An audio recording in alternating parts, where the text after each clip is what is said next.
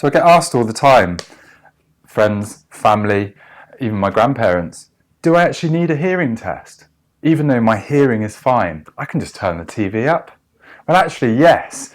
Hearing is made up of a collection of frequencies, a bit like different keys on a piano. And if 1 or 2, 10 or even 15 of those keys are defunct and don't work, you'll still be able to hear things, but the definition and the clarity will be diminished. So actually, it's important, if you've never had a hearing test, get at least one. Test your hearing when it's good, because in 2, 5, 10 or 15 years' time, something might happen and you might need to refer back to how your hearing was to get a correlation between how the hearing is now.